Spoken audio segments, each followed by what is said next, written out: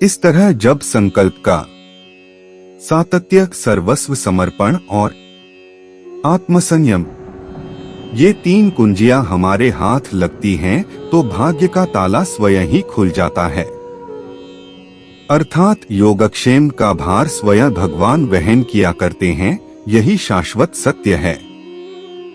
अब इसको बिल्कुल सरल भाषा में समझ लीजिए, एक लाइन में भगवान कहते हैं कि जो परमज्ञानी भक्त हैं और जो अनन्य भाव से मेरी उपासना करते हैं, उनकी जो जरूरतें हैं वह सब वो अपने आप पूरी करते हैं, और जो आपके पास है उसकी रक्षा का भार भी स्वयं भगवान अपने कंधों पर लेते हैं।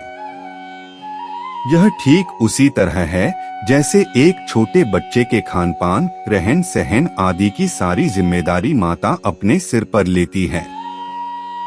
बच्चे को इस विषय में चिंता करने की जरूरत नहीं होती है, माता इस विषय में स्वयं चिंता करती है।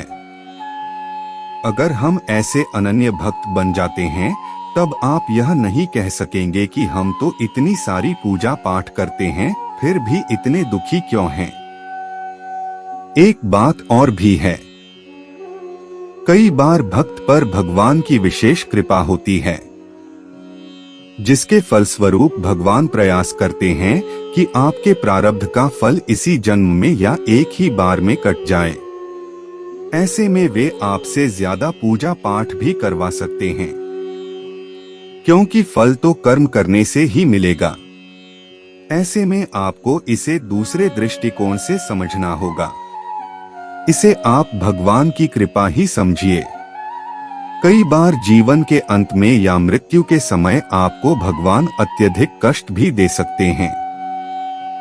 असल में वो कष्ट तो आपके कर्मों के ही होते हैं, लेकिन उन कष्टों को भगवान इस तरह से व्यवस्थित कर देते हैं कि अंत समय कष्टों की वजह से केवल भगवान का नाम ही याद रहे, ना कि किसी सगे संबंधी या भौतिक विषय वस्तु का।